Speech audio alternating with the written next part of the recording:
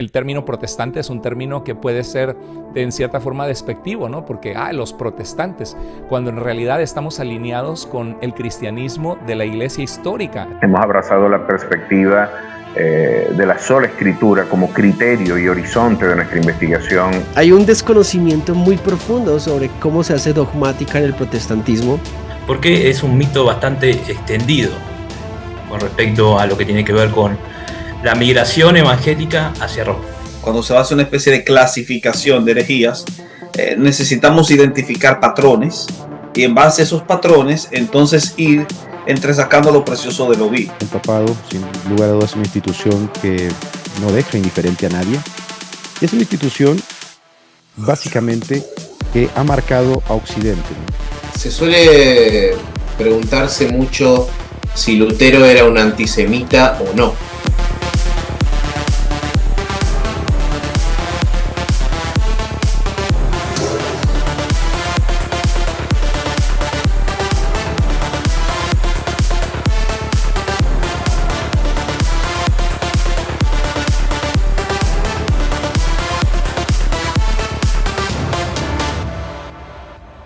Creemos en la tradición, creemos en la iglesia, pero ninguna fuente es infalible, solamente aquello que sale de la boca de Dios. Que mucho polvo y mucho oro nos han distanciado de la auténtica percepción del Jesús de la Biblia, porque una larga tradición de 21 siglos de peregrinación, por supuesto, han obnubilizado gran parte de la perspectiva que de alguna forma la literatura sagrada tiene de nuestro Rey y Salvador Jesucristo. La Biblia no es el fin en sí mismo. Si la Biblia fuese el fin de la Biblia, es un argumento circular. Pero el cristiano debe entender que el fin de la Biblia no es la Biblia, es Cristo. Las escrituras deben llevarnos a Cristo. Los números son bastante parecidos en Latinoamérica, ¿no? Esto de que el protestantismo, la única confesión que crece, mientras que todas las demás confesiones, incluidos los católicos, están decreciendo. Cada vez hay menos en cada lugar. Esto es algo que se repite en toda América Latina.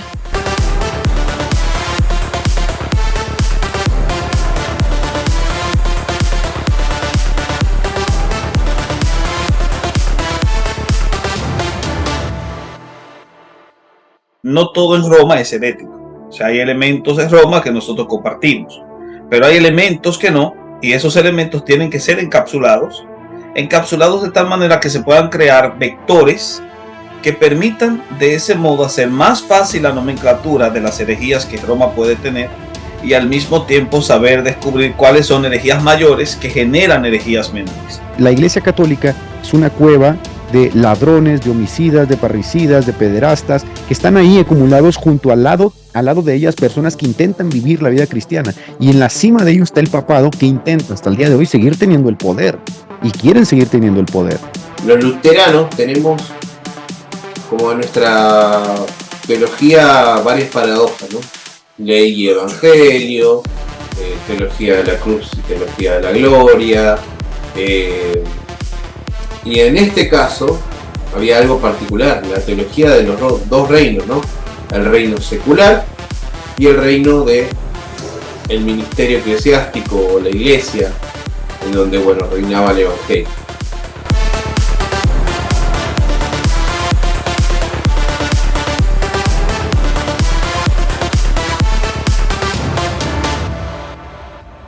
Hoy vamos a abarcar un tópico que cuando me lo propusieron realmente resultaba muy amenazador, muy desafiante. Me habían dicho que hablar de 40 herejías romanas, 40 grandes errores de Roma. Y obviamente hablar de 40 grandes errores de Roma implicaría que uno dure en una semana, sino 2 y hasta 4 meses posiblemente, tratando de forma justa y honesta cada uno de esos errores. Así que propusimos una modificación al tema de que fuese mejor hablar de las grandes herejías de Roma, porque cuando se va a estudiar el trabajo dentro de la dogmática romana, cuando se va a hacer una especie de clasificación de herejías, necesitamos identificar patrones y en base a esos patrones entonces ir entresacando lo precioso de lo vil. Es decir, no todo en Roma es herético. O sea, hay elementos de Roma que nosotros compartimos, pero hay elementos que no, y esos elementos tienen que ser encapsulados de tal manera que se puedan crear vectores que permitan de ese modo hacer más fácil la nomenclatura de las herejías que Roma puede tener y al mismo tiempo saber descubrir cuáles son herejías mayores que generan herejías menores. Entonces, a partir de esa noción es donde nosotros queremos hacer la exploración en este estudio, y para ello vamos a compartir esta diapositiva que ven en la pantalla. Me confirman si la pueden ver en la pantalla. Aquí no vamos a tratar todas las herejías porque el tiempo no nos da, pero sí vamos a hablar de las peores. Las peores herejías de la sede romana. O sea, vamos a hacer una síntesis de las peores que hay. Y a partir de esa síntesis de las peores, nosotros podremos hacer nuestro viaje exploratorio. Entonces, en este caso, para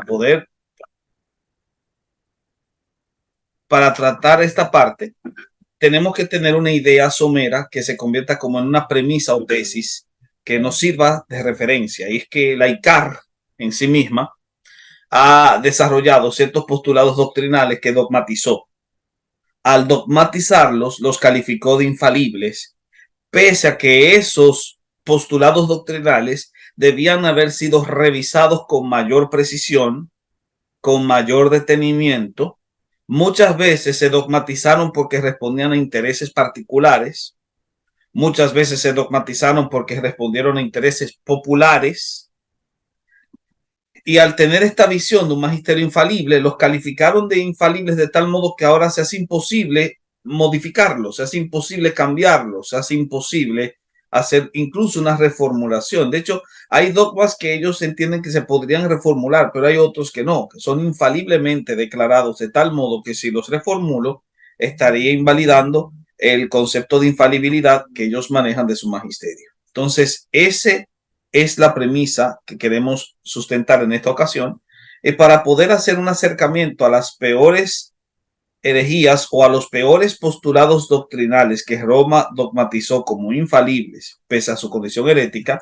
Necesitamos presentar una correcta definición de herejía. Es decir, ¿qué es la herejía? Para ello, voy a apelar a una definición muy propia del luteranismo, que es la que desarrolló Jorge Calixto ya en finales del siglo XVI. Jorge Calixto creo que hizo la mejor definición de herejía que yo hasta ahora puedo encontrar. O sea, el mejor momento para poder tener una noción concreta de qué es una herejía y el mejor autor que hizo una definición de herejía adecuada creo que ha sido la definición de Calixto. Calixto decía que la escritura es la revelación de Dios. Todo lo que Dios reveló está en la Biblia, algo que obviamente todos creemos. Pero en las escrituras hay dos tipos de información que entran dentro de la categoría de revelación. Informaciones que son fundamentales y otras que son secundarias.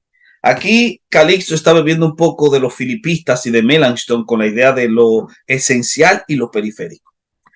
¿Qué es lo fundamental y qué es lo secundario? ¿Cómo yo sé diferenciar entre una y la otra si ambas son revelación de Dios? Sencillo. Lo fundamental es aquello que tiene carga soteriológica, es decir, que tiene una base soteriológica. Todo lo que tiene que ver con mi salvación, eso es lo fundamental. Pero no todo en las escrituras tiene que ver con la salvación. Hay elementos que responden a otros puntos, muchas veces a los patrones históricos, a las situaciones contextuales del momento en que el autor escribió, y son obviamente puntos que no tienen que ver con la salvación, pero que son parte de la revelación. A eso le llama secundario. Entonces, en estos dos puntos es donde él hace la diferencia. Él entiende que cuando nosotros diferimos de lo fundamental, caemos en la herejía.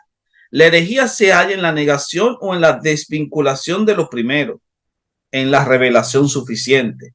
Es decir, de lo que es suficiente para salvación. Ahí está la herejía.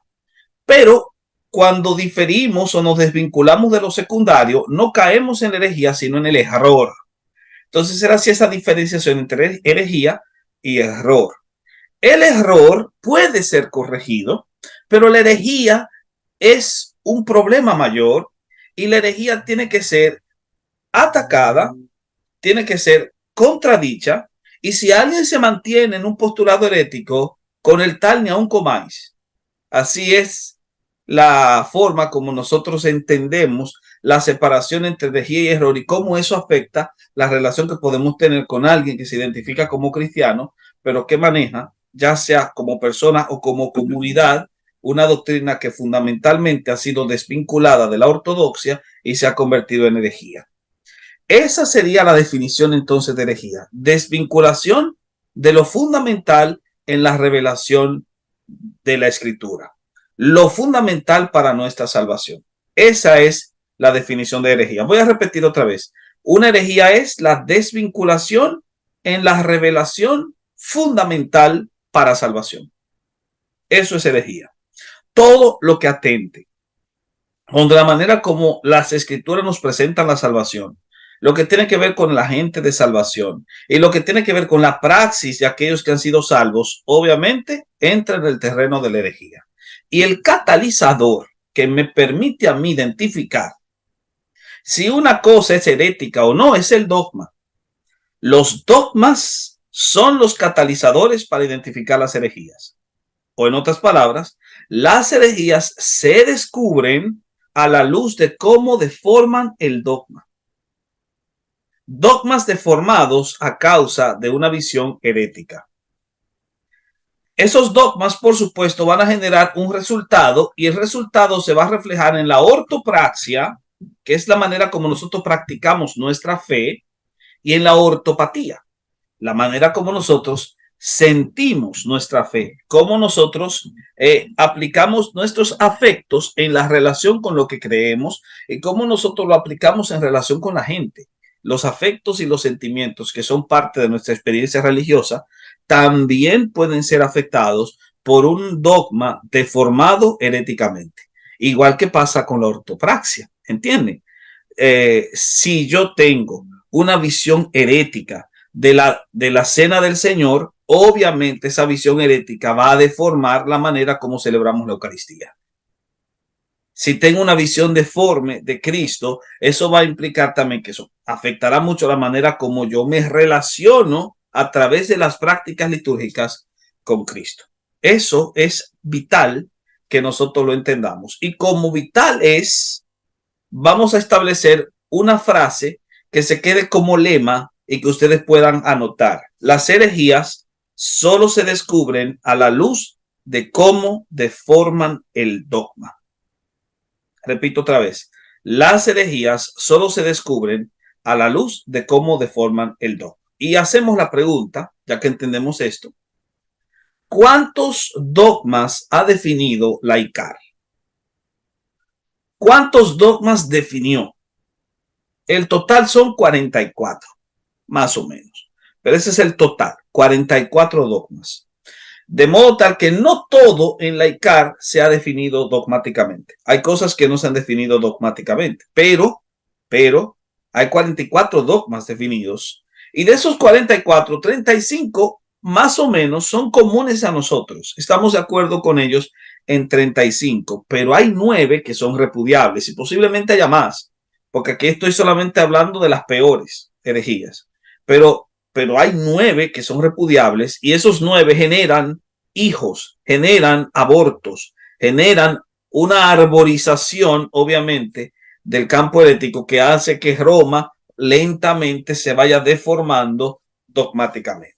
Así que con esa idea es importante que nosotros partamos primero del número, de la cantidad, y a partir de esos 9 repudiables comenzar a hacer nuestra tarea. Una pregunta vital que muchos podrían hacerse es, de esos 9, ¿cuál sería la peor herejía?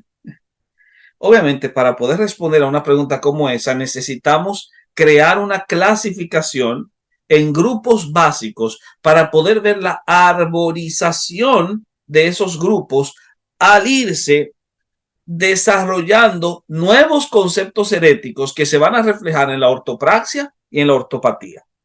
La clasificación más adecuada, a la luz de revisar detenidamente este libro que ven acá, que es el Catecismo de la Iglesia Católica, a la luz de observar bien esto y a la luz de observar el Dessinger, que por cierto tengo una edición del Dessinger acá, pero enfocada solamente en los dogmas bíblicos, o sea, en todos los aspectos conciliares que tienen que ver con la reformulación de lo que ellos entienden por la escritura, ¿verdad? Acá. Estos dos documentos, revisarlos muy bien, me ha llevado a hacer una clasificación de 5 grupos básicos. 5 grupos básicos que podrían identificarse como heréticos. Están los dogmas teológicos. Debo decir que ese de ahí podría ser corregida la nomenclatura, pero creo que hasta ahora la mejor es esa, dogmas teológicos. La segunda serían los dogmas eclesiales, La tercera serían los dogmas litúrgicos, ya entrando en la ortopraxia, ¿verdad? Los dogmas litúrgicos. Luego están los dogmas marianos, obviamente no se podía quedar atrás María, y finalmente los dogmas soteriológicos. También se puede hablar de dogmas escatológicos, es decir, de algunas herejías escatológicas que Roma tiene, pero esas herejías las hemos incluido como un colofón de los dogmas soteriológicos. Para que tengan una idea somera, los dogmas teológicos tienen que ver con la manera como ellos entienden la escritura. Los dogmas eclesiales tienen que ver cómo ellos entienden la iglesia. Los dogmas litúrgicos, cómo entienden la liturgia. Los dogmas marianos, lo que entienden de María, y ahí se entra de refilón y de polizón el tema del culto a los santos. Y finalmente los dogmas soteriológicos, cómo entienden la salvación, y ahí entra de refilón un dogma herético escatológico que es el tema del purgatorio. Entonces prácticamente ahí sería la clasificación, creo yo, un poco más completa, aunque esto se puede ir perfeccionando mejor, pero creo que es una muy buena clasificación para desarrollar esta noche. Entonces, con esto en mente, vamos a enfocarnos en cada uno de estos 5 puntos. ¿Están preparados? Porque ahora es que la cosa se va a poner fuertemente interesante. Así que les animo a que se abrochen el cinturón, se descalcen los zapatos, pongan una almohada en el suelo, porque es posible que se caigan y se tengan que volver a levantar. No queremos que se golpeen muy duro. Así que vamos a iniciar con el primer punto, los dogmas teológicos. Los dogmas teológicos. Los dogmas teológicos son muy interesantes porque tienen mucho que ver con la manera como ellos entienden la escritura. Y uno de entre todas las dificultades que Roma tiene para entender lo que por Biblia comprenden, el más terrible de todos, estamos hablando de las peores, ¿verdad? El más terrible de los postulados doctrinales es la separación que han hecho entre la tradición escrita y la tradición oral. Separación que ustedes pueden constatar en los numerales 76 al 83 del catecismo, que lo he colocado ahí. No los vamos a leer, obviamente, por razones de tiempo, pero ahí ustedes lo pueden cotejar lentamente. Si ustedes analizan esos acápites del catecismo, se van a dar cuenta que todos llegan a decir lo siguiente. Primero, el evangelio fue transmitido de forma oral y escrita. Al ser transmitido de esa doble manera, permitió que se armaran 2 tradiciones. Una tradición escrita, que es la Sagrada Escritura, y una tradición oral que ellos llaman la tradición. Que por cierto, ambas son distintas, pero gozan de la misma autoridad. Esa es la visión. Gozan de la misma autoridad. Ahora, ante la pregunta que uno se hace de qué rayos es la tradición, la respuesta que te van a dar generalmente es esta, que la tradición es el conjunto total de las siguientes cosas. Primero, del dogma y la moral. Y segundo, de la teología y la liturgia, incluyendo ahí la disciplina y lo devocional, los aspectos devocionales. En este punto es donde vienen las diferencias, porque la tradición para ellos es un conjunto enorme que incluye estos elementos, pero hay aspectos de la tradición que no se pueden reformar. Por ejemplo, el dogma y la moral es irreformable, pero la teología, la liturgia, lo devocional, la disciplina son reformables. Lo que nos lleva a hacernos un cuestionamiento. Entonces, ¿hasta qué punto la tradición como conjunto tendría el mismo nivel de la escritura en términos de autoridad, puesto que hay aspectos de la tradición que se pueden reformar? Y si se pueden reformar, no se puede concebir del todo que sean autoritarias en sí mismas, porque si fuesen autoritarias en sí mismas, no tendrían necesidad de reformarse. Más aún, alguien tan tan sabio como Benedicto XVI llegó a identificar a la tradición como un río vivo. ¿Qué implica esta imagen del río vivo? Implica que la tradición no es un todo definitivo, sino que se puede ir enriqueciendo, puede irse agregándole cosas a medida que el tiempo pasa. Muy distinto a la escritura, que es una revelación cerrada, la tradición está abierta y se puede ir corrigiendo a la luz de las situaciones y los contextos en particular, entendiendo clara la diferencia de que lo que se va a reformar es aquello que no sea dogma y que no sea moral, o por lo menos, entre comillas, lo que no sea moral. ¿Quién hace la labor hermenéutica de interpretar entonces tanto la tradición escrita como esta tradición que incluye lo dogmático, lo moral, lo teológico y lo litúrgico? Bueno, el magisterio vivo de la iglesia. El magisterio vivo de la iglesia se responsabiliza de interpretar la Sagrada Escritura y la tradición. Y eso nos lleva justamente al segundo gran error, o a la segunda gran herejía, que entiendo debe identificarse como un dogma teológico herético en el catolicismo romano. Y es la visión infalible de su magisterio. Visión infalible que ustedes pueden cotejar en los numerales 85 al 88 y en el 892 del catecismo. Allí les va a indicar varias cosas. Lo primero que les va a decir es que solo el magisterio vivo puede interpretar auténticamente la tradición, ya sea oral o escrita. Auténticamente. Esto quiere decir que un católico de a pie puede interpretar su tradición y su Biblia, sí, pero no de forma auténtica. La interpretación auténtica solo le queda al magisterio. Y no solo eso, ellos también pueden definir los dogmas de manera que obliguen a todos a creer. Preguntamos, ¿quién representa al magisterio o quién lo compone? Y la respuesta que el catecismo te da es los obispos en comunión con el Papa, o lo que también se conoce como iglesia jerárquica, aunque nosotros preferimos llamarlo gerontocracia. Este gobierno de viejos que están en la cúpula y que se reúnen ya sea en forma solemne o en forma ordinaria para tomar decisiones que todos deben acatar, tal y como nos lo dice el derecho canónico en el canon 750 del libro 3. Todos deben acatar lo que diga el magisterio, porque el magisterio es infalible cuando se reúnen como grupo de ancianos ahí en una reunión, ya sea solemne, que es de carácter mucho más autoritativo, como ordinaria. ¿Y qué pasaría si ellos llegasen a reunirse y discutiendo sobre la escritura que tienen que interpretar o la tradición que deben interpretar, llegan a fijar un dogma que se contradice con otro? ¿Qué pasaría si ellos llegaran a contradecirse o fijar dogmas que no pueden comprobarse, como por ejemplo la Asunción de María? ¿Qué pasaría? Bueno, hay que aplicar en este caso la regla de Ignacio de Loyola. Ignacio de Loyola decía que si es blanco, debo creer que es negro si lo dice la iglesia jerárquica.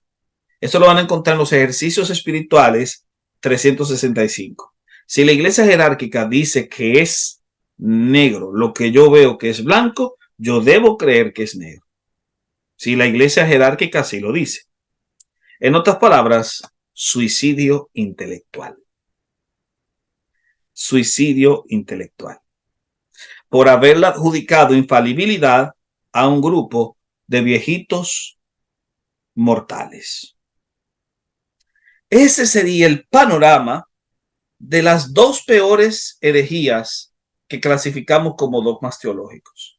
Haber separado la tradición oral de la escrita y haberle dado infalibilidad a su magisterio, a su grupo de ancianos gerontócratas. Ahora, para refutar algo como eso, yo creo que la mejor manera de hacer una refutación construida sería la siguiente. Primero, entender que la tradición oral no tiene sustento material. ¿Qué quiere decir que no tiene sustento material? No hay una base donde identificarla. No hay manera de identificarla. Puesto que si yo digo que la tradición oral se halla en los escritos de los padres, ya dejó de ser oral, porque se encuentra en los escritos. ¿Ven la contradicción? No tiene sustento material, porque para que tenga sustento material tiene que tener, o por lo menos tiene que tener un escrito, y ya eso de por sí la contradice. Lo segundo es que tal ausencia de sustento hace imposible su estudio. Lo hace imposible. Por ejemplo, ¿quién sabe a lo que Pablo se refería en 2 Tesalonicenses 2:5 al 8? De que el hombre de iniquidad no se ha presentado porque algo hasta el presente lo detiene. Pero cuando ese algo se ha quitado, se manifestará el hombre de iniquidad. ¿Qué es ese algo? Yo voy a Juan Crisóstomo, me va a decir que el Imperio Romano. Pero si voy a otro autor, me dirá otra cosa. Me va a decir que el Espíritu Santo. No hay consenso en los padres para saber qué rayos es eso que Pablo se refería en 2 Tesalonicenses 2:5 al 8. No hay consenso. Nadie lo sabe. ¿Por qué? Porque al no quedar consignado de forma escrita, se perdió. Como se pierden las informaciones cuando no se cotejan de forma escrita. Así que si la tradición oral no tiene sustento material, es imposible estudiarla. Y creo que el ejemplo de 2 Tesalonicenses es claro y contundente. Y si no quieren hacer caso a ese ejemplo, entonces pregúntenle dónde está su tradición. La conservan, el magisterio la conserva. ¿Dónde la conserva? En archivos en Roma, pues ya no es tradición oral. ¿Entienden? Por ahí es donde se van casando estos presupuestos. Otra cosa es que la tradición oral puede errar y se puede equivocar. ¿O no equivocaron el dicho de Cristo los cristianos primitivos en Juan 21:23? Cuando Jesús dijo que si él quería que Juan quedase vivo hasta que él llegase, entonces Juan podría quedar vivo. Y dice que ese dicho se extendió entre los hermanos de que aquel discípulo no moriría. Pero claro, no era verdad. O sea, el discípulo iba a morir, Jesús estaba siendo sarcástico, pero la tradición oral no pudo conservar el tono sarcástico de Cristo y convirtió en una realidad lo que simplemente era una ironía. La tradición oral puede errar y se puede equivocar. Pero te dirá, pero que ese dicho no entra dentro de la categoría de dogma. Igual que muchos de los que ustedes, o católicos romanos que puedan escuchar este video, igual de muchos de lo que ustedes entienden que es tradición oral. Por ejemplo, las informaciones que nos dan anecdóticas sobre el apóstol Juan en algunos documentos patrísticos, ¿entra dentro de la tradición oral? Sí, pero eso no es dogma. No hay dogma en saber que Juan repetía cada domingo el mismo mensaje de amaos los unos a los otros, o no hay dogma en saber que Juan logró rescatar a un creyente que se descarrió y se volvió un bandido. O sea, no hay dogma ahí, simplemente es relato anecdótico. No hay dogma en saber que Clemente de Alejandría menciona que la mujer de Pedro murió junto con el mártir. No hay dogma ahí. Y sin embargo, eso es parte de la tradición oral. Así que la tradición oral puede errar y se puede equivocar. Y la evidencia, Juan 21:23. Otro caso, si se reforman algunos aspectos de la tradición, como ya vimos, que hay elementos de la tradición como lo litúrgico, lo devocional, lo teológico, lo disciplinar, que se puede reformar, entonces no puede ser infalible a la par de la Sagrada Escritura o sopenco. Y más aún, la tradición no puede agregarle a la revelación. ¿O acaso nosotros podemos agregarle a la revelación escrita lo que la tradición contiene? Claro que no. Y finalmente, el magisterio infalible es un suicidio intelectual. Porque si se contradicen, pese a ser contradictorio lo que digan, yo debo creer que lo blanco es negro si la iglesia jerárquica así me lo dice. Penoso y triste. Nosotros tuvimos en el canal a un jesuita invitado, un gran experto, autor, indexado en revistas especializadas, especialmente en revistas de alto prestigio académico, como por ejemplo creo que es el caso de Bíblica, que es una revista de alto prestigio académico, y él ha publicado artículos ahí. un gran conocedor de Ignacio de Loyola, y cuando le hicimos la pregunta de la regla de Loyola, él trató de justificarla diciendo ahí lo que dice que yo debo creer, aunque no sea así, pero yo lo tengo que asumir así. ¿Y qué pasaría si la iglesia jerárquica dice que el matrimonio homosexual está bien? Él cayó, hizo silencio y dijo que no sabía qué decir. Y es verdad, porque han entregado el cuello debido a que le asignaron a simples mortales un rasgo divino de infalibilidad. Ay, Dios los libre, porque esa sí es una herejía terrible, repudiable y condenable. ¿Es la peor herejía de ellos? Bueno, creo que quedará a criterio de ustedes, porque ahora viene el segundo grupo, los dogmas eclesiales. Hablemos de los dogmas eclesiales, y esto tiene mucho que ver con la manera como ellos entienden a la iglesia, ya que el concepto de magisterio que vimos nos conduce a la cabeza del magisterio y con ello a la teoría eclesial de la Iglesia Católica Romana. Para que ustedes entiendan, la teoría eclesial del apóstol Pablo, ustedes la van a encontrar en 1 Corintios 3, 10 y 11, en Efesios 1, 22, 23, en Efesios 4, 15 al 16, pero el más importante de todos es Efesios 2, 20 y 21.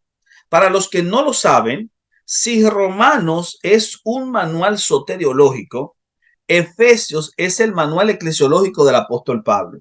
Allí es donde el apóstol Pablo presenta su teoría de la iglesia. Y la teoría de la iglesia está enfocada en los versículos 2, 20 y 21, donde Pablo dice que la iglesia está fundamentada sobre apóstoles y profetas, siendo la principal cabeza del ángulo Jesucristo mismo. En 1 Corintios 3, 10 y 11 va a decir que Cristo es el fundamento, y sobre ese fundamento se va a sobreedificar, ya sea con oro, con plata, con piedra preciosa, con madera, heno, hojarasca, pero mire cada uno cómo sobreedifica, el fundamento ya está puesto. Cristo es el fundamento. Entonces, Cristo para Pablo es el fundamento de la iglesia, y sobre ese fundamento están los apóstoles y profetas. Ahora, el concepto apóstol y profeta puede ser entendido en dos sentidos.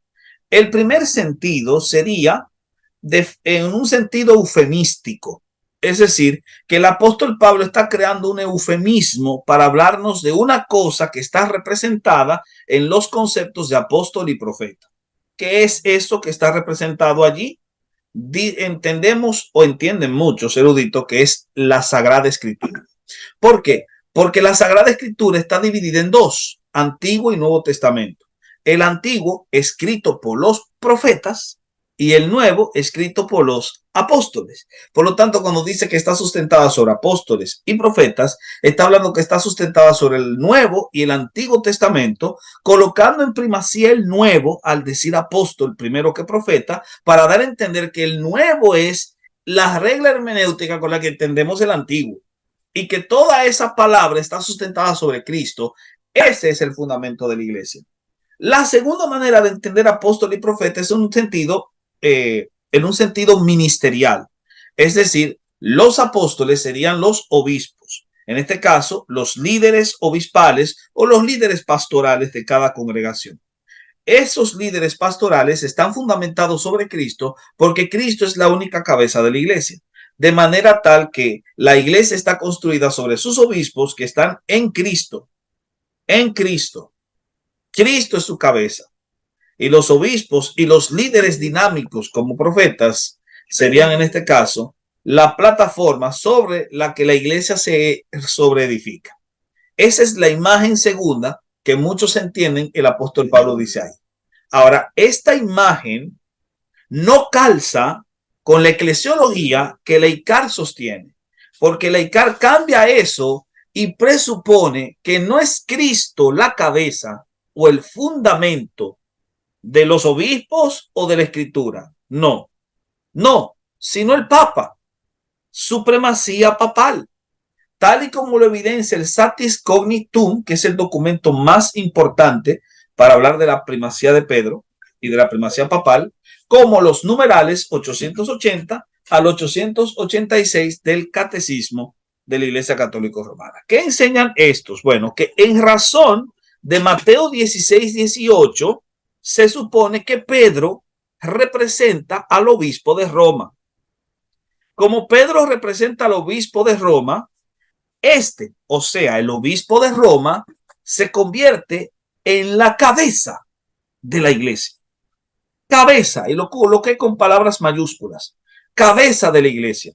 No solo eso, al ser cabeza de la iglesia, en él se concerta la unidad de la iglesia. Es decir, la unidad de todo el cuerpo se encuentra en el Papa, porque a eso refiere Efesios 4, 15 al 16. De hecho, en Efesios 4, 15 al 16, nosotros vamos a leer lo siguiente. Miren cómo dice. Sino que siguiendo la verdad en amor, crezcamos en todo en aquel que es la cabeza, esto es Cristo, de quien todo el cuerpo, bien concertado y unido entre sí por todas las coyunturas que se ayudan mutuamente, según la actividad propia de cada miembro, recibe su crecimiento para ir edificándose en amor. La cabeza permite o concerta la unidad de la iglesia, pero aquí dice que la cabeza es Cristo. Es en Cristo que se concerta la unidad de la iglesia. Pero acá se dice que no, o por lo menos ellos entienden que como el Papa es el representante de Cristo, todo lo que es Cristo es el Papa. Y así en el Papa se concerta la unidad eclesial. Fíjense que esto es tan importante que cuando se dieron los primeros esfuerzos ecuménicos, ahí a inicios del siglo XX, en la tercera etapa, en la segunda etapa, la tercera etapa ya la Iglesia Católica se entró, pero en la segunda etapa, que se desarrolló en el siglo XIX y principios del XX, hubo un intento de acercamiento a la Iglesia Católica Romana a través de la Federación de Iglesias Unidas Evangélicas para poder desarrollar un diálogo entre ellos. Y el Papa los rechazó e incluso escribió una encíclica, Mortalium Animus, para dar a entender que era imposible, este era el Papa Pío XI, que era imposible que ellos pudiesen buscar unidad sin volverse católicos romanos, porque la unidad de la iglesia solo la podía concertar el Papa. Sin el Papa no hay unidad de la iglesia. Hasta ese punto llegó su megalomanía. Más aún, miren qué interesante, que dice que sin él los concilios ecuménicos no tienen autoridad. Ni siquiera un concilio ecuménico que agregue a otras sedes tiene autoridad si el Papa no lo aprueba. ¿Por qué? Porque él suplanta a Cristo en sus prerrogativas eclesiales. De modo tal que se le puede considerar, como dice el numeral 882, el Vicarius Filii Dei. Vicarius Filii Dei. Y la palabra vicario significa el que sustituye, suplanta o asume las prerrogativas de otro. Cosa que muchos católicos romanos de a pie hoy parecen no entender. De hecho, hay interesantes videos que hemos colocado en el canal y videos también muy curiosos que también aparecen en los canales de nuestros grandes amigos y hermanos que están haciendo esta batalla y que realmente han presentado esta noción, donde vemos a católicos romanos que no entienden que Vicarius Filii Dei es un término blasfemo, porque está suplantando a Cristo en sus prerrogativas eclesiales. De ahí que esta idea de la supremacía papal enfocada en el vicariato ha conducido al segundo dogma problemático que considero es una herejía eclesial, y es el dogma del numeral 891 de la infalibilidad papal. Un dogma que vamos a encontrar explicitado, por cierto, en la Lumen Gentium, en el párrafo 18, pero que sin duda alguna se desarrolló de forma tardía en el Concilio Vaticano I, a través de la famosa bula del Pastora Eternus. Y a partir de ahí viene el dogma de la infalibilidad papal. ¿Qué enseña este dogma? Que el obispo de Roma, cuando habla ex cátedra, lo hace siempre, importante la palabra siempre, en mayúscula, lo hace siempre, no hay posibilidad de que no, lo hace siempre bajo la guía del Espíritu Santo y por tanto no puede errar. Ahí está el subterfugio. Él es infalible, no por ser el Papa, sino porque cuando hables cátedra, el Espíritu Santo le apoya y por tanto no puede errar. Ahora, ¿qué significa hablar ex cátedra? Ex cátedra significa que el obispo de Roma, cuando declara algo sobre fe y conducta, y cuando lo hace hablando como el pastor supremo de la iglesia o el maestro supremo de la iglesia, o como una declaración definitiva, es infalible toda promulgación que dé porque habló ex cátedra. Y los demás obispos pueden gozar de esa infalibilidad siempre y cuando estén en comunión con él. Por supuesto que esto presenta un problema. Y el problema es que este es un dogma tardío del año 1870, que por cierto no comulga con el Consensum Patrum y que parte de textos que leídos en conjunto le van a contradecir porque presentan una visión de conjunto, no de un solo individuo. Esto se puede explicar muy sencillamente. De hecho, voy a ver si puedo hacer un ejercicio breve con ustedes, pero me gustaría resaltar la refutación máxima que se le puede dar a estos dos dogmas eclesiales que son heréticos en Roma. Lo primero es que contradice la visión de Pablo. La teoría eclesial de Pablo tiene a Cristo como cabeza, no al Papa. Además de que parte de una lectura exegética de Mateo 16-18. Se está haciendo una exégesis que no comulga con el Consensum Patrum. El Consensum Patrum no apoya su lectura, porque 44 padres de la iglesia dicen que Mateo 16-18 se está refiriendo a la confesión de Pedro, que Cristo es la roca, no Pedro. Aparte de que, como dije, parte de textos que le contradicen en su conjunto. Construye dogmas tardíos para asegurar el primado. Hace de un hombre la cabeza de la iglesia.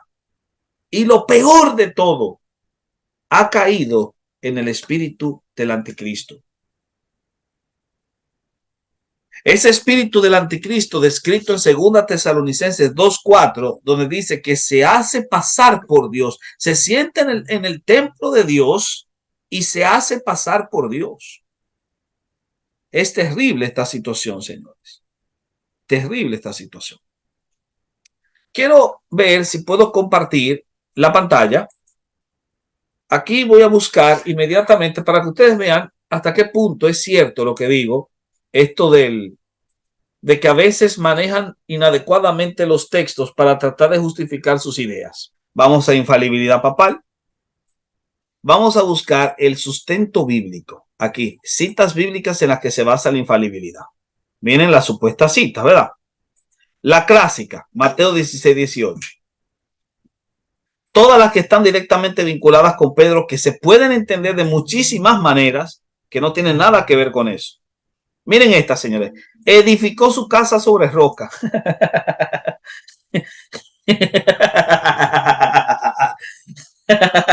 Dime qué tiene que ver. ¿Qué tiene que ver? ¿Qué tiene que ver?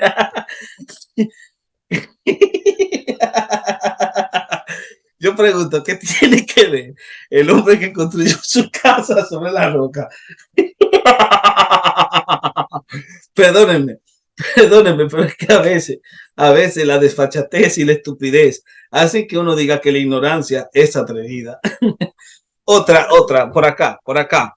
Esta que tiene que ver con el Espíritu Santo. Les enseñará todo y les recordará todo. ¿A quién? A todos los discípulos, no al Papa cabezón. Como Juan 14:26 es un texto que invalida la infalibilidad papal. O esta otra. Lucas 16, quien a ustedes escucha, a mí me escucha. Quien a ustedes rechaza, a mí me rechaza. Quien me rechaza. Señores, ¿cómo esto valida la infalibilidad del Papa? Se está hablando de todos. Y recuérdense que ellos dicen que los obispos pueden ser infalibles, sí, pero siempre y cuando estén en comunión con Roma, en comunión con el Papa, porque el Papa es el que garantiza la unidad de esta infalibilidad. ¿Pero qué tiene que ver ese versículo? ¿O qué tiene que ver 1 Timoteo 3:15? que está hablando de la casa de Dios, de la iglesia, no del Papa. O 1 Juan 2:27, ¿qué tiene que ver con Pedro? ¿Qué tiene que ver con Pedro? Hechos 15:28. ¿Qué tiene que ver el hecho de que Pedro se ha colocado primero en las listas? ¿Qué tiene que ver? ¿Qué tiene que ver Mateo 28:20, que está hablando a todos los discípulos, no a Pedro? ¿Ven lo que digo?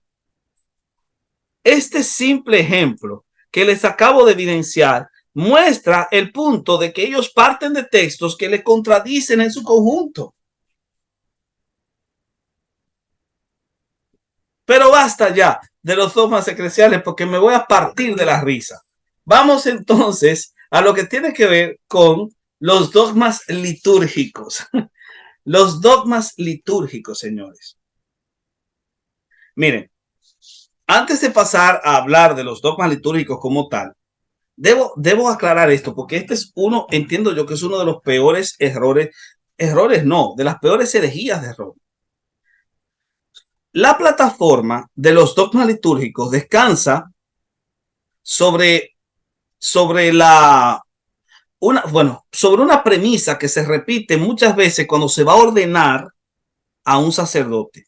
En la liturgia de ordenación hay una fórmula que todo sacerdote repite cuando se va a ordenar. Y en ese acto solemne, el sacerdote afirma que es sacerdote para siempre, según el orden de Melquisedec.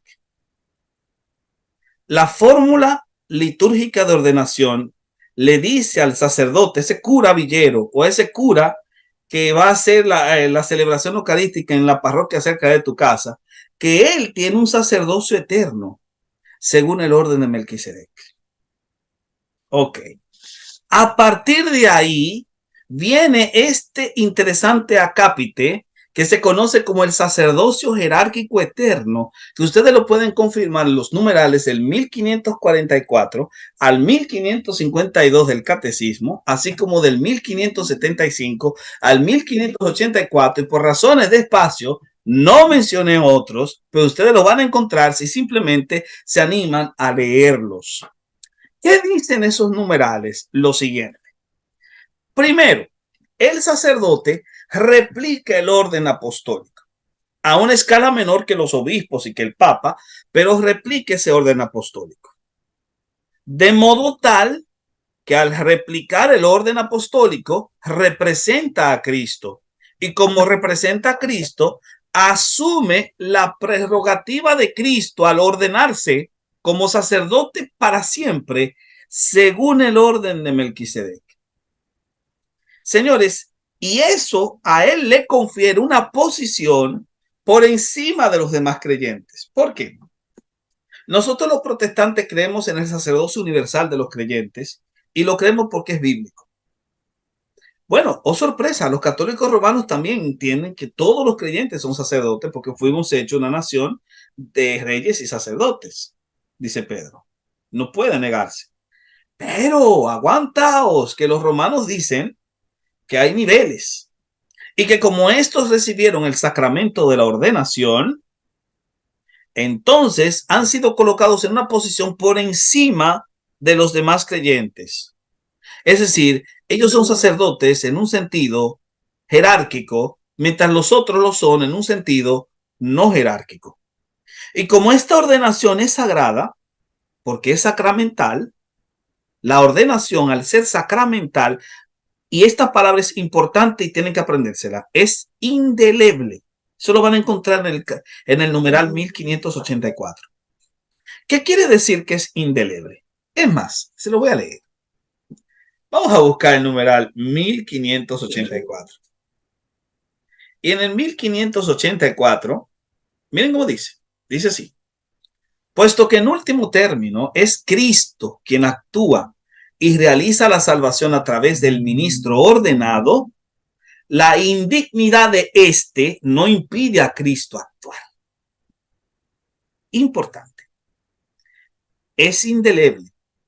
Por lo tanto, podría ser indigno, podría ser un pederasta, podría ser un corrupto moral, pero aún así su ordenación sigue siendo válida. Porque al ser sacramental es indeleble.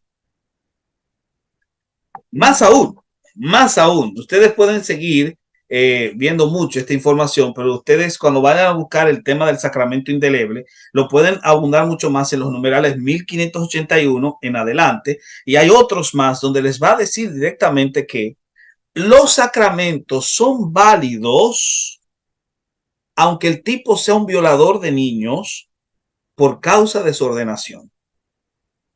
Y no solo eso, que es una ordenación eterna. De hecho, miren lo que dice el numeral 1583. Miren lo que dice. Yo no sé si ustedes habían visto estos numerales de cerca, pero esto es interesantísimo. Miren lo que dice.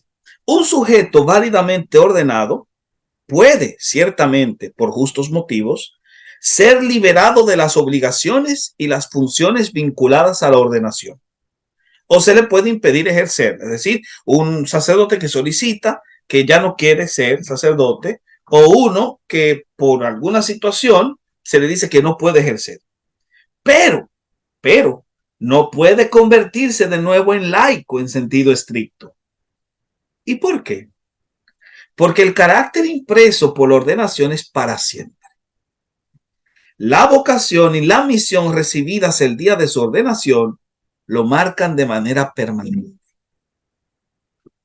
O sea, el tipo es un violador de niños, lo meten preso, pero aún así puede seguir sirviendo como sacerdote.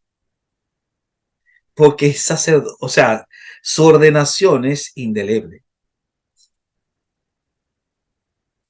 Esto es bien problemático, porque implica que el sacramento incluso puede ser válido aunque el tipo sea un ateo, siempre y cuando el sujeto se mantenga dentro de Roma y no haga como Lutero. Siempre y cuando se mantenga dentro de Roma, su sacerdocio es sacramental y es para siempre. Además, en el numeral 1580 se les exige que sean célibes y se les prohíbe casarse. Esa es la visión del sacerdocio jerárquico que los católicos romanos poseen. Y esa visión, obviamente, es la base que va a justificar justamente el dogma de la transustanciación. Me explico. Es necesario que el sacerdocio jerárquico sea eterno, pese a que el tipo sea un pederasta y un corrupto moral, porque él es el que logra que se realice el misterio eucarístico. Él es quien ofrece el misterio eucarístico. Y como la transustanciación tiene una vinculación muy sagrada, tan sagrada es la comunión como aquel que la realiza, es decir, el sacerdote. Y a partir de eso, entonces nosotros podemos explorar un poco sobre lo que tiene que ver con la transustanciación. La transustanciación no es más que la interpretación realista de las palabras de Jesús, esto es mi cuerpo, esta es mi sangre, una interpretación de la presencia real que no es descabellada porque muchos de los protestantes la podemos asumir. El problema está en cómo ellos explican. Ellos le explican apelando a la lectura de Aristóteles, donde, tras las palabras mágicas, cambia la sustancia, pero no el accidente del pan y del vino. Esta sustancia, al ser cambiada, permite que la hostia se convierta en Cristo en la tierra. O por lo menos se ve de esa manera. Y por eso la hostia puede ser adorada, porque la hostia contiene a Cristo. Otra cosa es que al ser un memorial, es un sacrificio que se renueva en el altar. Tal y como menciona los numerales 1364 y 1365. Y por ende, como es un sacrificio renovado, aunque incruento, cosa extraña, porque ellos son los que validan los famosos milagros eucarísticos de hostias sangrantes, pero supuestamente el sacrificio es incruento. Bueno, sacrificio renovado. Ese sacrificio renovado debe ocupar el papel protagónico. De hecho, en la encíclica Evangelii Gaudium y en otras más, se ha aclarado muchas veces que la palabra escrita, es decir, la predicación, no debe ocupar el papel central en el culto de adoración. La predicación no puede exceder más de 10 minutos, porque el papel central se lo lleva el rito eucarístico. Si el predicador se extiende más allá de 10 minutos, le está robando protagonismo a la hostia. La hostia es la protagonista, no el predicador ni la Biblia. La Biblia no necesita ser predicada tanto. Por eso, la visión eucarística del catolicismo romano influyó en su arquitectura. En una iglesia evangélica el púlpito está en el centro, pero en una iglesia católica romana es el altar que está en el centro. Esto es problemático porque, señores, como decía Alfonso Ropero, la iglesia no nace del rito. La iglesia nace de la palabra. ¿Por qué? Porque la iglesia nace de la fe y la fe es por el oír la palabra de Dios. ¿O acaso no dijo el apóstol Pablo, si mal no recuerdo, en 1 Corintios 1:27, que Dios no lo llamó a bautizar, sino a predicar? Porque, señores, el rito nunca puede robar el protagonismo a la palabra. Con el dogma de la transustanciación ocurre lo contrario. Y lo triste del caso es que con este subterfugio estúpido de la concomitancia, esta gente están recibiendo una comunión no plena, porque participan del pan, pero no de la copa. Cosa que, por cierto, no podrían justificar apelando a la tradición. ¿Cómo refutamos entonces esto? Muy sencillo. Primero, es una blasfemia arrogarse las pretensiones del orden de Melquisedec. ¿Por qué? Porque ese es un título mesiánico. Esas palabras en paréntesis que ven ahí, 11Q Melch, tienen que ver con el rollo de Melquisedec que se encontró en la cueva 11 de Qumran, donde se nos está presentando cómo en el siglo I, en la época de Cristo, el término Melquisedec o la imagen de Melquisedec tenía pretensiones mesiánicas. Era una figura mesiánica. El autor de Hebreos utiliza esta imagen para referirse al Mesías. Por lo tanto, cuando el sacerdote está diciendo que él es sacerdote según el orden de Melquisedec, está rogándose un título mesiánico, cabezón. Se está rogando un título mesiánico, palomo. Es una pariguayada lo que está haciendo. Es una blasfemia realmente. Lo segundo, qué conveniente te resulta afirmar que eres sacerdote según el orden de Melquisedec para justificar la validez de una ordenación impía. Es decir, justificar la validez de un sacramento que se le da a un impío que fue ordenado, que puede ser un pederasta y un corrupto moral, pero como su sacerdocio es eterno, puede ser sancionado, pero aún así se puede seguir ejerciendo. Qué interesante, qué conveniente. Otra cosa, que el sacerdote no se case, que sea célibe, viola el requisito de 1 Timoteo 3:2a de que debe ser marido de una sola mujer. ¿En qué parte de la tradición enseñaron eso? Lo triste del caso es que en 1 Timoteo 4:3, ahí mismo, en ese mismo texto, el apóstol Pablo dice que prohibir casarse es un signo de apostasía.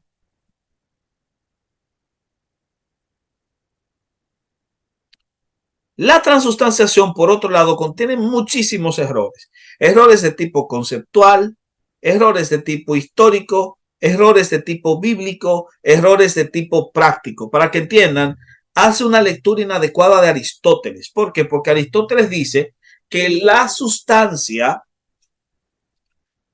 puede cambiar, pero cuando cambia la sustancia, cambia el accidente. Ahora, el accidente puede cambiar y no cambiar la sustancia. Eso puede pasar. Cambia el accidente, pero no la sustancia. Pero si la sustancia es la que cambia, siempre cambia el accidente. Es una ley aristotélica. El ejemplo práctico de transustanciación que vemos en la Biblia es el milagro de Caná de Galilea. El agua convertida en vino. Cambia la sustancia y cambia el accidente. Pero señores, decir que la sustancia cambia, pero no el accidente, como pasa en la transustanciación. Y decir que se está basando en Aristóteles es leer a la Estagirita de forma inadecuada. Toda esta información que le estoy diciendo sobre la transustanciación y sus errores aparece en el artículo que publicamos en la revista Contracultura volumen 1, que está en Amazon. Si a ustedes les interesan profundizar mucho sobre ese tema, como no lo voy a hacer acá, traten de conseguirse ese material, es muy bueno y ahí está explicado todo eso. Vamos entonces a proseguir. Número 4, dogmas marianos. Los dogmas de María. Bueno, como ustedes sabrán, señores, la ICAR no es cristiana. La ICAR es mariana. Toda su confesión reposa en María. Bástese leer cómo alaban a María en los documentos oficiales. Simplemente le hace la encíclica de Redentoris Mater del 87 del Papa Juan Pablo II. Y ustedes se van a dar cuenta de cómo ellos ven a María. Tienen una visión distorsionada de la María histórica. Simplemente, señores, confírmenlo con la manera como ellos intentan afirmar a capa y espada que ella se mantuvo virgen para siempre, aunque tenía un hombre al lado y dormía con su esposo al lado y se mantuvo virgen perpetuamente. Algo que hasta sus propios teólogos como John P. Meyer ya ni quieren sostener. Y lo peor de todo es que las advocaciones de María, Guadalupe, la de Carmen, la del Perpetuo Socorro, todas estas Marías, la de la Cabeza, la de la Merced, de la Alta Gracia, desdibujan más y más a la María histórica. Y a esto se agrega el dogma de la Inmaculada Concepción, que fue establecido ya en la Bula Ineffabilis Deus del 1854, pero que está explicada en solo un numeral del catecismo, que es el 966. Allí se nos dice que María fue preservada del pecado original en el momento en que fue concebida. No solo cuando nació, sino en el momento en que fue concebida. Y que por tanto eso la volvía una con Cristo. De ahí que compartiera con Jesús todas las prerrogativas adjudicadas a él, como por ejemplo llamarla el Paracletos, abogada, auxiliadora, socorredora, mediadora. Ella es el Parácletos de la iglesia. Y obviamente, como tenían que hacer esta imagen tan elevada de ella, se vieron en la necesidad de asumir otros dogmas, como el dogma de la Asunción de María en la bula Munificentissimus Deus de 1950 y también explicada en el numeral 966, donde se afirma que la Virgen fue asunta al cielo para ser coronada Regina Angelorum, reina de los ángeles, y así interceder por todos los creyentes. Por supuesto que esta imagen de la María asunta al cielo nos provee el segundo dogma peligroso mariano que los católicos sostienen, que es la maternidad eclesial de María. Este es el dogma que ellos más enfatizan en explicar, porque toma por lo menos 4 numerales del catecismo. El dogma de la Inmaculada y de la Asunción está en uno solo, en el mismo, pero este se toma más tiempo porque es lo más importante que ellos quieren sostener. Es decir, que María, en el orden de la gracia, o sea, en esta dispensación de gracia, es madre de la iglesia. Una madre dada a la iglesia por una lectura inadecuada que hicieron de Juan 19:27. Más aún, ellos dicen que en María la iglesia alcanza la perfección, como enseña la Redentoris Mater en el numeral 6. Y no solo eso, sino que ella participa de las virtudes de Cristo y por tanto puede interceder por los creyentes sirviendo de puente entre Cristo y la iglesia, porque ella colabora con él. ¿Entienden cómo ellos tratan de responder a la pregunta de cómo María puede, si no es Dios, escuchar a todas las personas en todas partes sin ser omnipresente? Es que ellos le dan la virtud de la omnipresencia porque ella colabora con Cristo y participa de Cristo. De ahí que se le debe honrar con culto de hiperdulia, dice el numeral 970.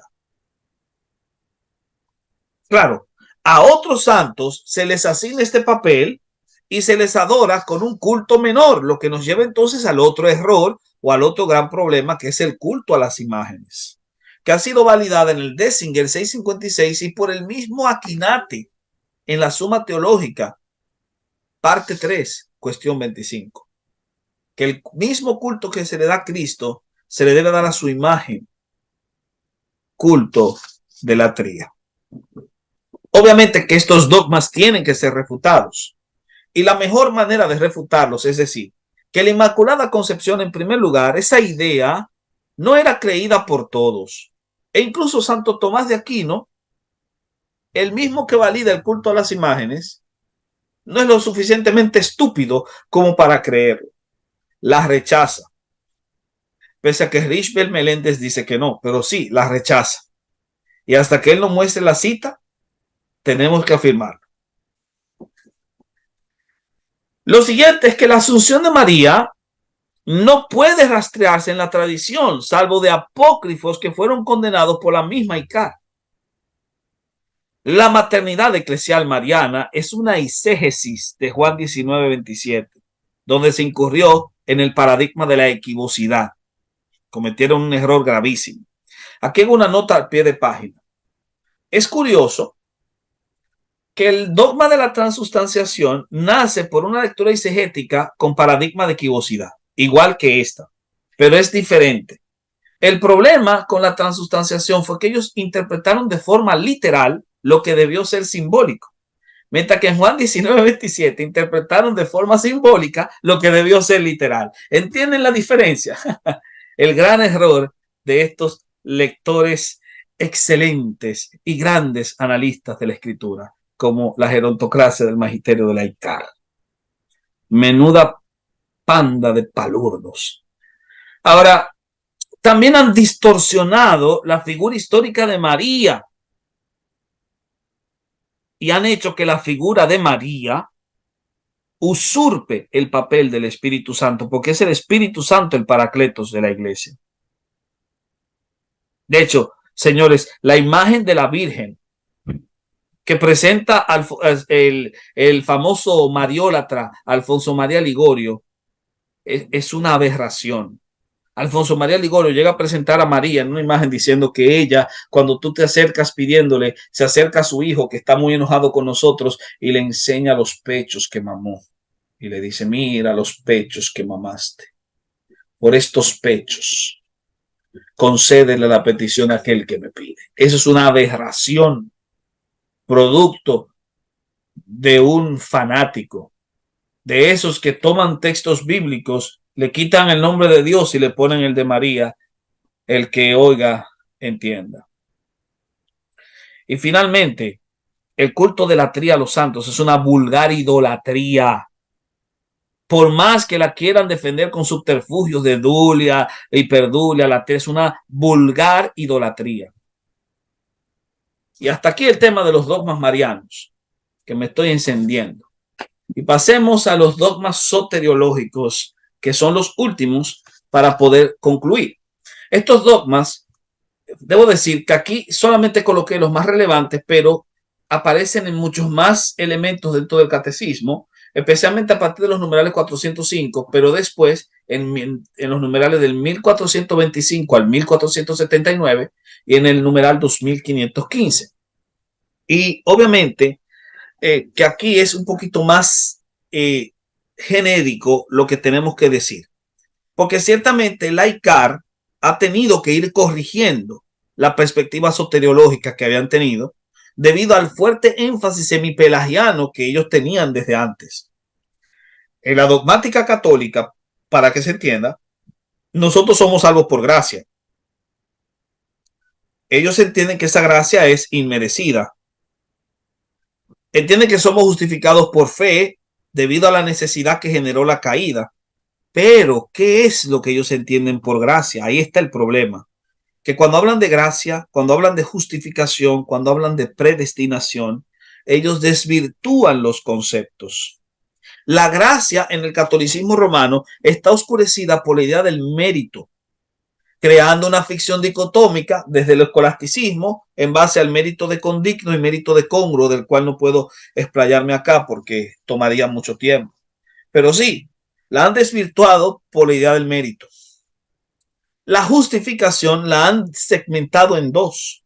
Han hablado de una justificación inicial y de una justificación continua, que no es más que una confusión de la santificación con la justificación. Y el término de la predestinación también lo han desvirtuado, porque hablan de una predestinación completa y de una predestinación incompleta, dando como solución la presentación de una salvación incompleta.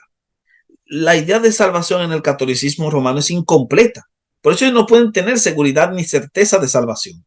Tú le lees Romanos 8:16, el Espíritu le da testimonio a nuestro espíritu que somos hijos de Dios. Eso no les calza en el corazón porque ellos no están seguros de que son salvos. De ahí que necesiten el sacramento de la penitencia. La cosa más o menos es así, para que entiendan. Este sería el ordo salutis de los católicos romanos. Nuestro ordo salutis es muy claro, está en la Biblia. El Señor predestinó, a los que conoció, a estos predestinó, a los que predestinó, a estos llamó, a los que llamó, justificó, a los que justificó, glorificó. Bueno, ese es el orden que nosotros tenemos. Miren cómo es el orden de esta gente.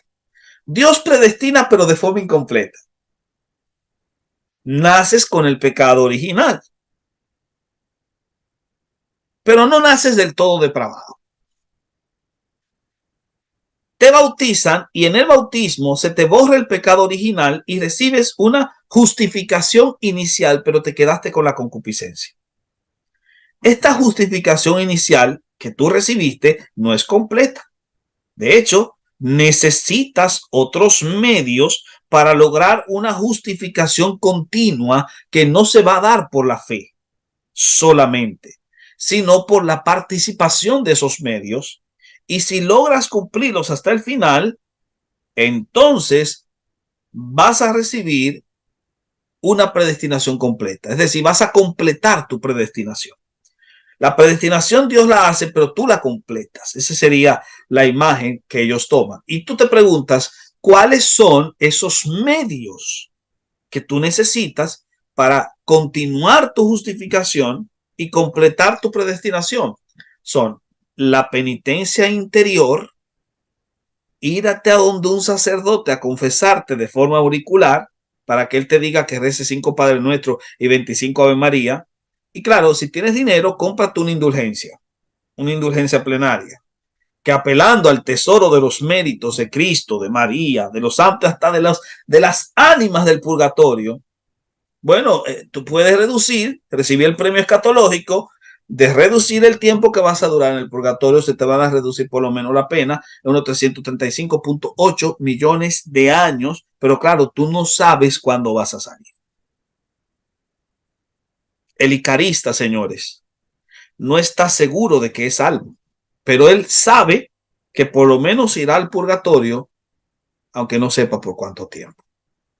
A esta triste imagen, paupérrima y patética, se le debe refutar diciendo que su visión del pecado es incompleta, ya que la depravación es total. Que ellos diluyen el concepto de gracia sobre capas y capas de mérito. Que ellos niegan la base de la justificación por sola fe y atacan la doble imputación. Que Cristo imputó su justicia y que Él tomó tu pecado y lo cargó en su espalda. No lo entienden. Que distorsionan el concepto de predestinación y hacen de la salvación un proceso imperfecto, no un orden perfecto. Y lo triste de todo, que confunden la santificación con la justificación y que han cerrado el cielo con su purgatorio. Pregunto, ante todo esto, ¿cuáles usted entiende que son las peores herejías de Roma? Les he presentado todas las que pude explayar. ¿Cuál considera usted que es la peor? Mientras tanto, y usted lo piensa, vamos a hablar del resultado. El resultado es que la ICAR se halla bajo condenación. ¿Por qué? Porque ha rechazado depender de la Escritura, colocando su tradición a la par hasta oscurecerla con sus eisegesis, que le ha dado poder infalible a un grupo de gerontócratas cuya moralidad muchas veces ha sido cuestionable, que ha negado a Cristo como cabeza y colocado a un hombre hasta el punto de hacerle un segundo esposo de la iglesia, tal y como dice el Satis Cognitum, de manera tal que han hecho de la iglesia un monstruo bicéfalo de 2 cabezas o una mujer bígama con 2 maridos, Cristo y el Papa, que han dado a sus sacerdotes prerrogativas mesiánicas, violentando el sacerdocio universal y justificando en base a su ordenación males como la pederastia institucional, que han incurrido en el adefesio al asignar una interpretación falaz de la Eucaristía y colocar el rito por encima de la predicación de la Escritura,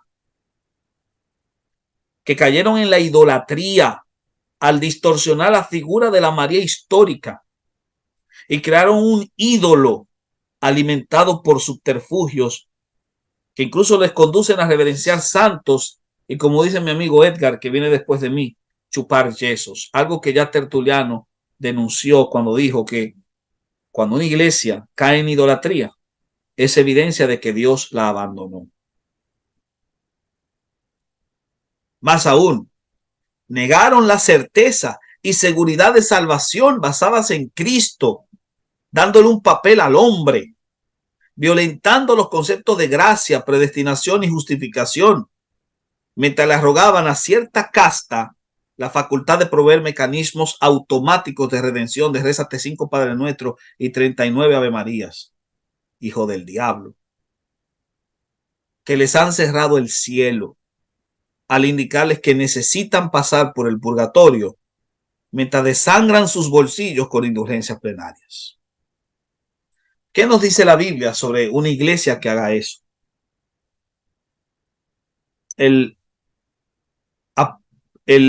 autor del Apocalipsis escucha la voz del que camina entre los 7 candeleros y tiene las 7 estrellas en su mano derecha.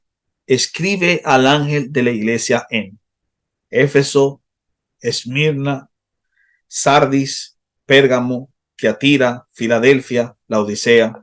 Sí, escribe al ángel de la iglesia en Roma. ¿Y qué le dice? Pero tengo contra ti una devoción fingida, Apocalipsis 2:5, porque dejaron su primer amor.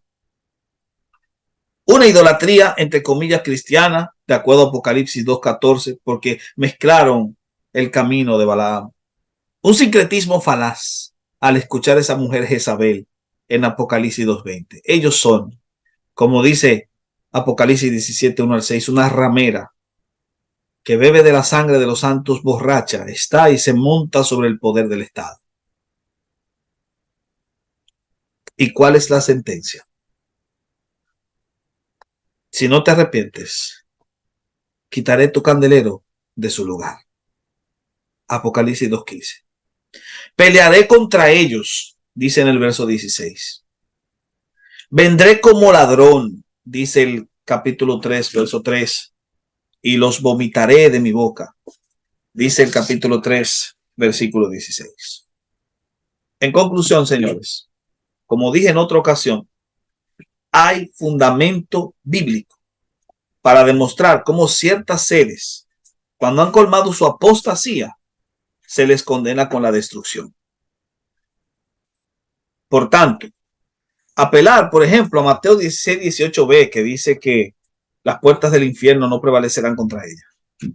Apelar contra eso, ignorando los textos que les mencioné de Apocalipsis, es incurrir en un horripilante y necio non sequitur. Una falacia que ignora los puntos mencionados y el hecho de que Cristo no tolera el vicio de la idolatría defendida con subterfugios, la pederastia encubierta y el vil atropello de su gloria al adjudicarle a las criaturas los atributos divinos. Dios nos libre.